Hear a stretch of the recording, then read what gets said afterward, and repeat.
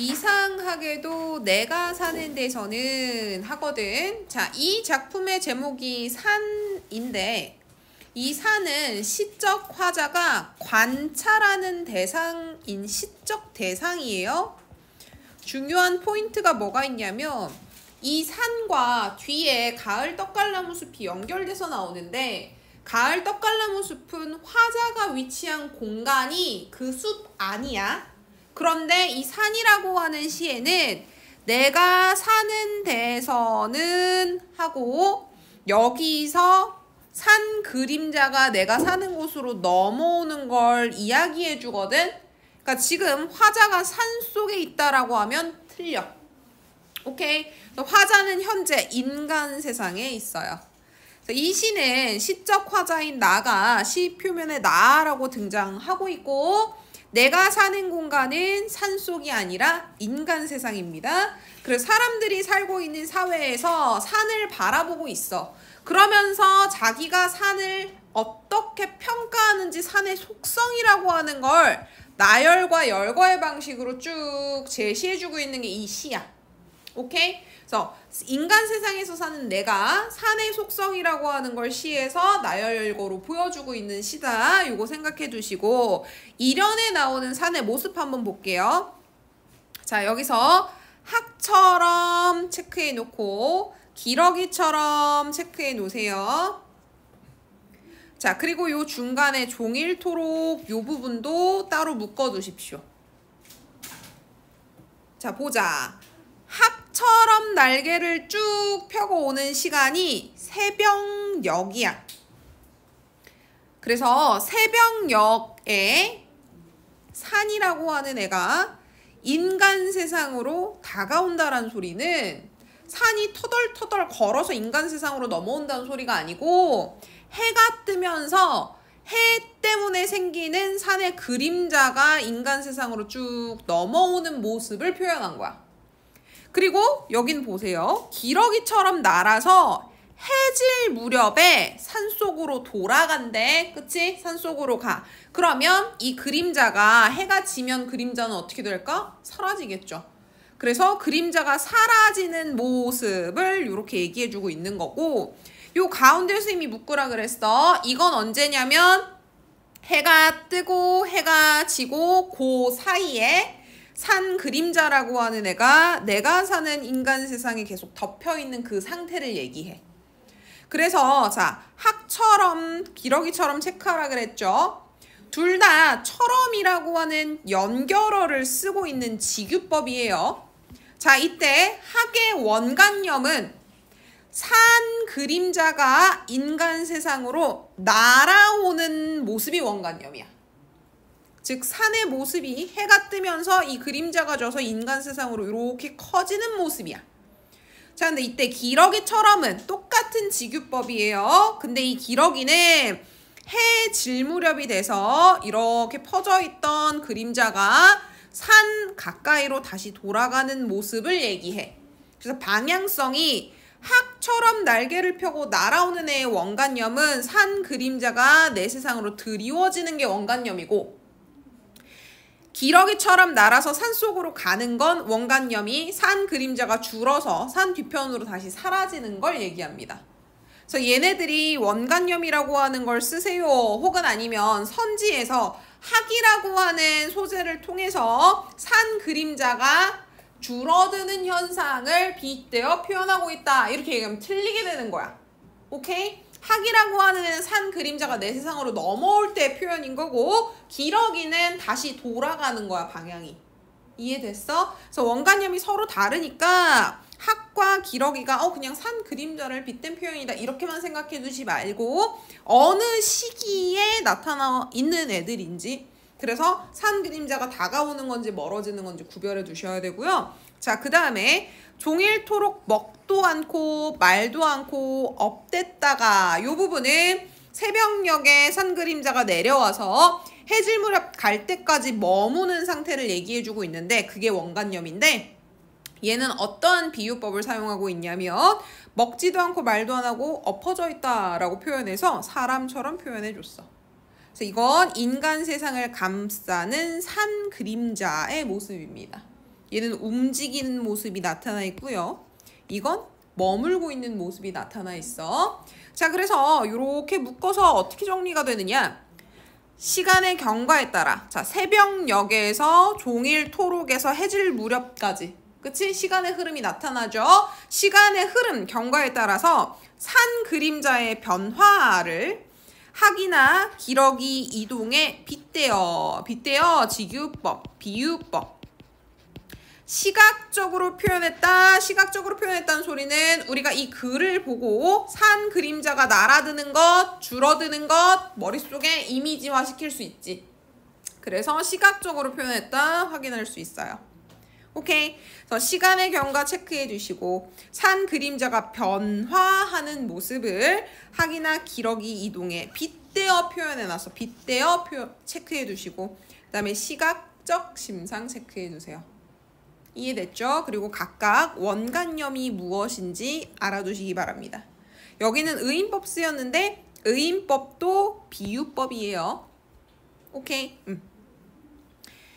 산은 날아도 새둥이나 꽃잎 하나 다치지 않고 짐승들의 굴 속에서도 흙 한 줌 돌 한 개 들썩거리지 않는다. 새나 벌레나 짐승들이 놀랄까봐 지구처럼 부동의 자세로 떠간다. 자, 2연부터 이제 본격적으로 산이라고 하는 애가 갖고 있는 속성에 대해서 얘기해 주는데 첫 번째 속성은 다른 생명과 산 사이의 관계에 대해서 얘기해 줘요. 근데 이제 3연부터는 산과 인간 사이의 관계를 얘기를 해줘. 자, 산이라고 하는 존재는 다른 생명에 대해서 어떠한 모습을 보여주냐면 배려심을 보여줍니다.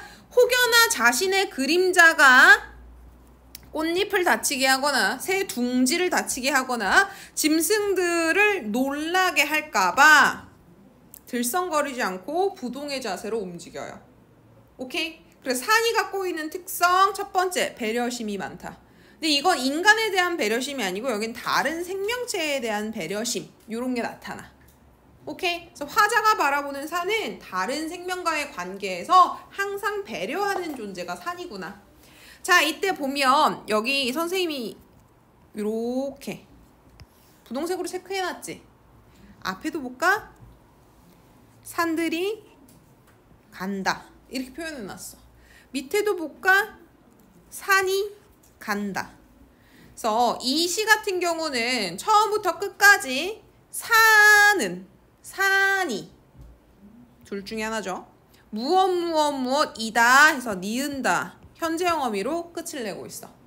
그래서 이 작품은 산은 누구누구다 무엇이다 라고 하는 문장 구조를 반복하고 있고요. 여기에 니은다 라고 하는 어미는 우리가 현재형 어미라고 하죠.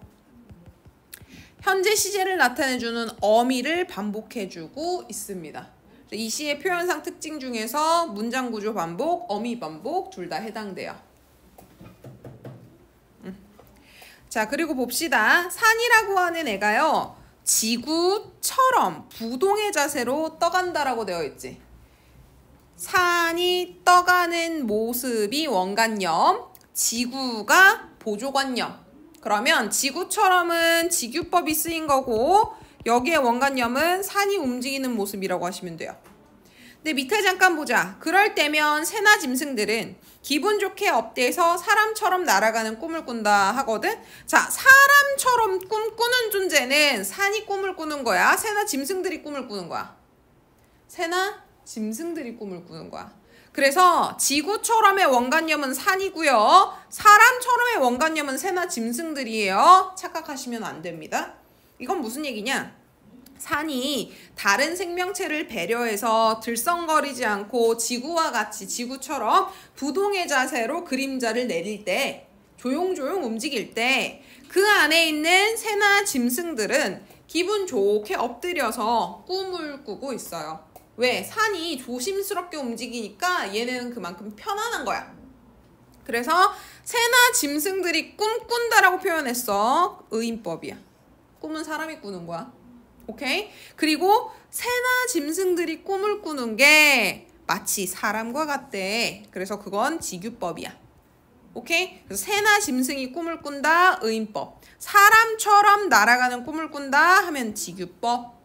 이때 둘 다 원관념은 새나 짐승이다. 산이라고 하는 애가 사람처럼 꿈꾼다 라고 되어 있으면 틀리는 거야. 알겠죠? 그리고 여기 보시면 들썩거리지 않는다, 부동의 자세로 떠간다 라고 해서 산이 갖고 있는 특성을 나열해주고 열거해줘서 표현해주고 있죠. 오케이? 자, 그럼 이제 3연부터는 산과 누구의 관계? 사람과의 관계. 방금 2연까지는 산과 다른 생명체들에 대한 관계를 얘기해줬어. 산은 배려심이 넘쳐서 조용조용 움직이고 그 움직이는 산의 그림자 속에서 다른 생명체들은 꿈을 꿔요. 사람처럼. 알겠지?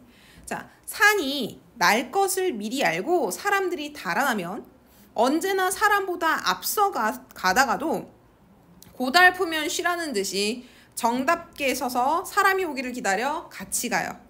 자, 여기도 마찬가지. 산은 뭐뭐뭐뭐 한다, 니은다, 문제구조 반복하고 있고요. 산의 특징이 이렇게 열거되고 있어요.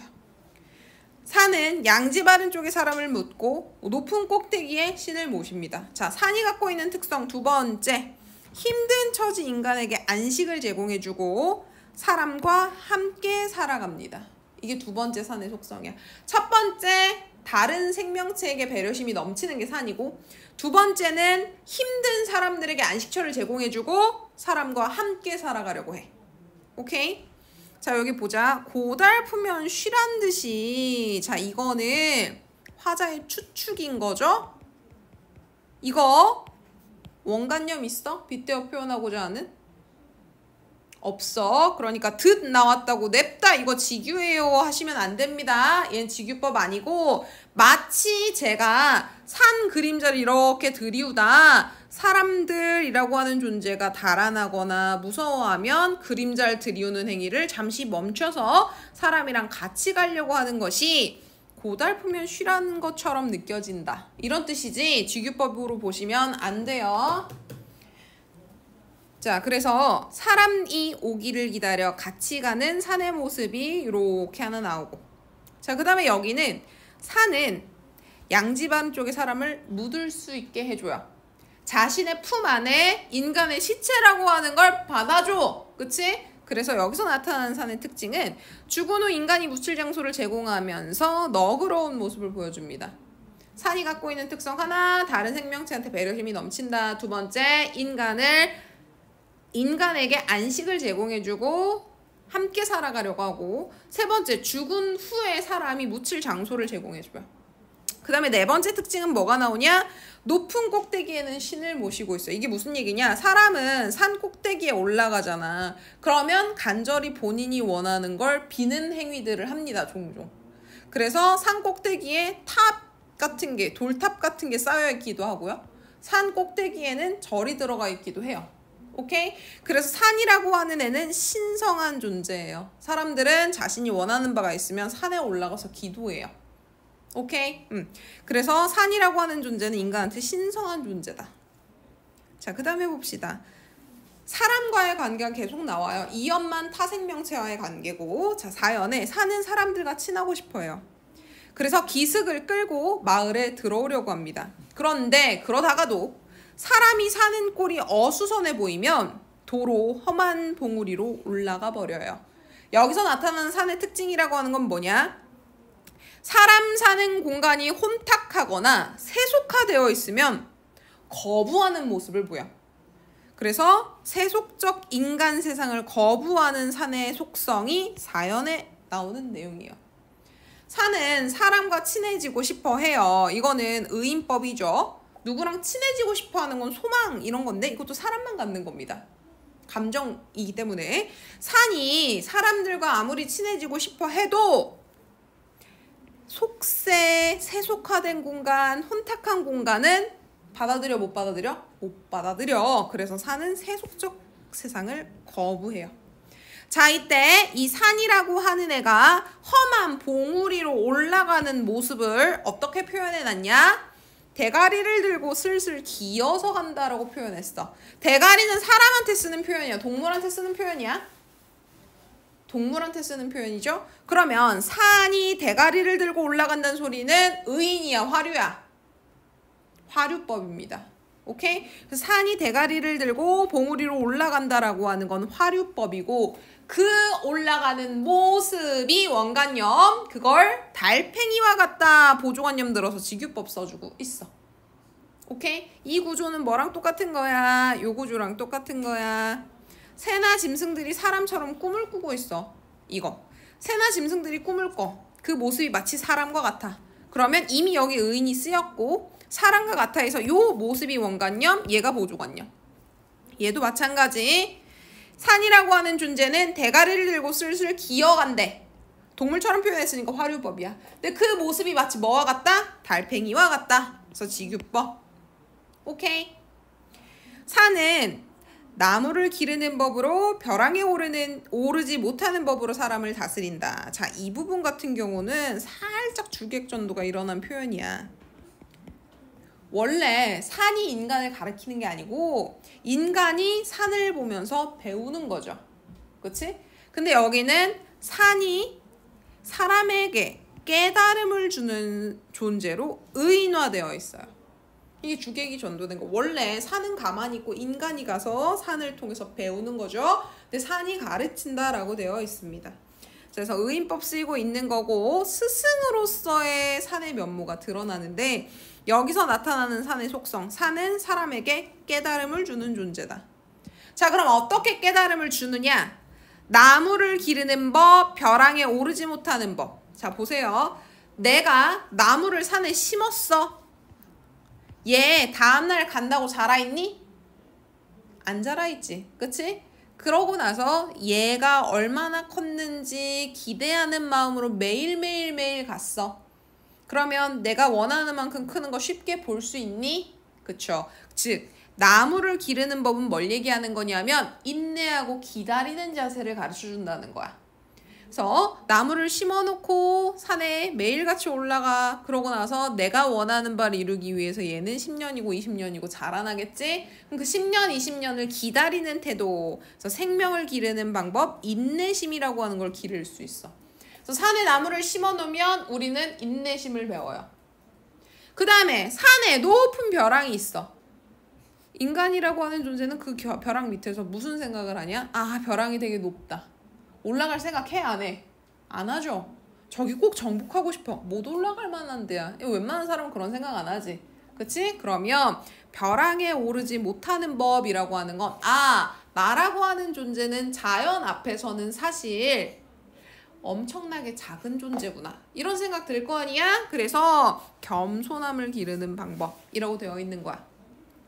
산에서 나무를 심으면 우리는 생명을 키우는 걸 통해 인내심을 기르고요. 거대한 산 벼랑을 보면서 인간이란 존재에 대한 겸손함을 배워요.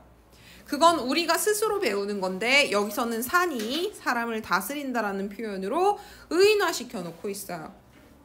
오케이? 자, 그 다음에 산은 또 어떤 존재냐? 산은 마치 사람과 같아요. 왜 희로애락이라고 하는 걸 느낍니다. 즐겁고 슬프고 기쁘고 화나고 이런 감정을 다 느끼는 게 산이야. 산은요, 슬프면 울적하면 솟아서 봉우리가 된 거고요. 물소리가 듣고 싶으면 내려와서 깊은 계곡이 된대요. 자, 이때 솟아나는 것과 내려오는 것, 상승 이미지와 하강 이미지가 대립되고 있죠. 상승 이미지, 하강 이미지 대립을 통해 산이 갖고 있는 속성을 드러내고 있습니다. 자, 이때 산이라고 하는 애가 감정을 느낀다라고 되어 있으니까 이것도 의인법이죠. 오케이? 산이 갖고 있는 속성, 산은 마치 사람과 같아요. 그래서 즐거우면 솟아나고 물소리가 듣고 싶은 욕망이 있으면 내려오는 게 산입니다. 그리고 산은 한번 신경질을 되게 내야만 고산도 되고 명산도 된다. 계속해서 산의 특징을 니은다 통해서 나열열거하고 있습니다. 자, 산이라고 하는 애가 고산은 높은 산이고 명산은 이름난 산이야. 지금의 산보다 더 뛰어나고 성숙한 존재가 되기 위해서는 한 번씩 신경질을 내야 된대. 자, 보세요. 신경질을 내야지 명산이 된다. 이 의미가 아니고 신경질을 왜 내는지 생각해 봐야 돼. 이 신경질은요, 내가 해낼 수 없는, 이뤄낼 수 없는 존재를 맞닥뜨렸는데 그걸 반드시 해내야 될 때 나타나는 특성이야. 그래서 장애물이야. 그걸 넘어야 돼. 그래야지 내가 성장할 수 있어. 근데 이게 뭐 쉬운 일이네 하고 넘었어. 그게 장애물이니? 아니지. 그거는 뭐 이거 나한테 별 힘든 일이 아니야. 그럼 그건 장애물이 아니야. 진짜 이겨내기 힘들어. 너무 화가 나고 짜증이 나고 그렇게 신경질을 내야지만 고산과 명산이 돼. 그러니까 얘는 신경질이라고 하는 건 뭐 때문에 나타나는 거냐면 성숙해지기 위한 장애물을 극복할 때 나타나는 특징이야. 오케이? 장애물을 극복할 때 신경질을 낸단 말이죠. 산이라고 하는 존재는. 그래서 신경질이 날 정도로 짜증이 나는 장애물을 이겨내면 고산도 되고 명산도 된다. 이때 산은 인간적 면모를 갖고 있죠. 신경질을 되게 내야만. 이것도 일종의 의인법이죠. 산은 언제나 기슭에 봄이 먼저 오지만 조금 올라가면 여름이 머물고 있다. 자, 이건 무슨 얘기냐? 산이 이렇게 있으면요. 산 아래와 산 중턱과 산 정상은 고도가 서로 다르죠. 각 고도에 따라서 산에선 보이는 풍경이 달라집니다. 그래서 산 기슭은 봄 풍경이 보여. 근데 산을 더 올라가다 보면 커다란 나무가 울창하게 푸른 이파리를 보여주고 있는 모습이 보여.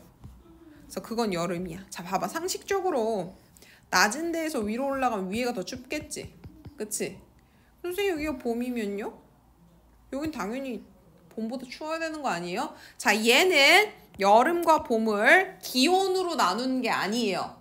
그럼 뭘로 나눴냐? 내 눈에 보이는 산의 모습을 이렇게 표현한 겁니다. 산 기슭은 마치 봄과 같이 낮은 꽃들이 막 펼쳐져 있었어. 근데 산 중턱에 올라가니 커다란 나무들이 푸른 이파리를 쫙 펼치고 있어.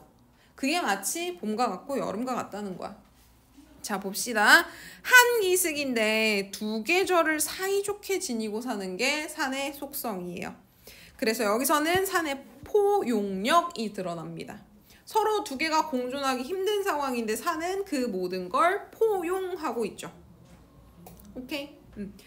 자, 여기 보면 봄이 먼저 왔고 여름이 머물고 있대.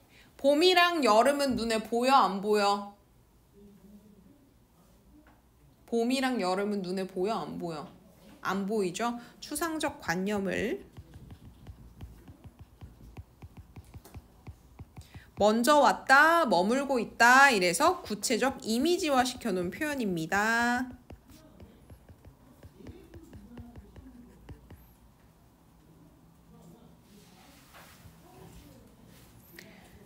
자, 앞으로 다시 한번 가볼게요. 자, 이 시는 산 그림자가 내가 살고 있는 인간 세상을 덮고 그리고 시간이 흘러가면 그 산 그림자가 떠나가는 모습을 이야기하기 시작하면서 산이 가지고 있는 속성들을 쭉 나열열거해. 그래서 2연에서는 다른 생명체들한테 배려심이 있는 산의 모습이 나타나지. 그리고 3연에서는 인간이 쉴 수 있게 해주고 죽은 다음에 몸을 누일 수 있는 너그러움을 갖고 있고 그 다음에 꼭대기에는 신이라고 하는 존재를 모시고 있기 때문에 성스러운 공간이고 그 다음에 산이라고 하는 존재는 사람과 친해지고 싶어 하지만 인간 세상이 속세와 같아지고 너무 세속적이면 피해, 세속적인 걸 싫어하는 존재고 그 다음에 인간을 가르쳐주는 존재예요. 가르치는 존재죠. 그리고 산이라고 하는 애는 사람처럼 희로애락도 느껴요. 그리고 산이라고 하는 애는 장애물을 극복할 때 힘겨움이 있어야 고산과 명산이 돼요. 마치 사람과도 같아요. 사람도 그렇지. 그 다음에 산은 두 계절을 한 공간에 포용할 수 있는 포용력도 갖고 있는 존재다. 오케이? 자, 그럼 뭘 할 수 있어야 되냐면 자, 배려심이 깊다라는 산의 속성이 나오면 얘가 어느 부분을 얘기하는지 떠올릴 수 있어야 돼요. 배려심은 다른 생명체에 대한 배려심이지. 그래서 조용히 다른 애들이 깨지 않게 건드리지 않고 산 그림자를 들이웠다 앗아가는 그 모습. 이연의 내용이 배려심 모습입니다. 다정다감하고 자애로운 건 인간이 쉴 수 있게 해주는. 그래서 이 부분입니다. 예. 인간과 함께 살아가고 인간에게 안식을 제공해주는 부분이 다정다감하다, 자애롭다 이러한 속성이 나타나는 부분.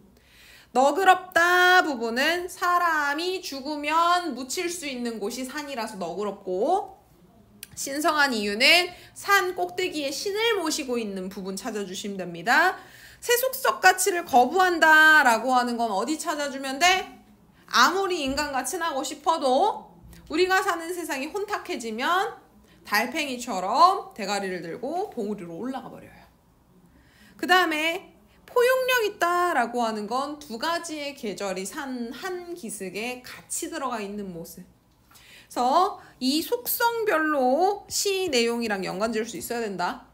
알겠지? 괜히 이 모습을 통해서 이런 속성이 나타나요 정리해 주는 게 아닙니다. 여기다 대고 이거 갖다 같이 집어넣으면 안 돼요. 틀린 거예요. 알겠지? 산을 통해 인간이 지녀야 하는 바람직한 삶의 모습을 형상화하고 있다. 그래서 이 산을 보면 의인법도 되게 많이 쓰이고요. 사람의 지닌 면모라고 하는 걸 산이 갖고 있는 부분들이 많이 나타나죠. 그래서 이 시적 화자는 산이라고 하는 대상을 관찰하고 그 산의 속성을 얘기해주고 있지만, 결과적으로 얘기하고자 하는 건 저러한 산의 속성을 사람도 본받아야 된다. 이런 얘기를 해주고 있는 거야. 그래서 산이라고 하는 시적 대상은 화자가 바라봤을 때 긍정적인 대상입니다. 자, 표현상 특징 볼게요. 요거는 키워드 적어두세요. 나열합니다. 나열열거. 나열열거합니다. 나열열거. 자, 나열열거 하는데 이때 사는 무엇 니은다 라는 문장 구조를 반복해서 나열해요. 나열 적어두시고 문장 구조 반복 적어두세요. 그 다음에 산을 사람처럼 표현하는 의인법도 자주 쓰여요. 화류법도 쓰입니다. 대가리를 들고 가는. 그죠? 그리고 여기 한 가지 더 체크해주면 직유법 굉장히 많이 쓰입니다. 근데 이때 직유하는 원관념이 산이 아닌 애도 있었지. 새나 짐승들은 사람처럼 잠을 자죠. 그래서 그 부분 주의해서 빼주시면 돼요.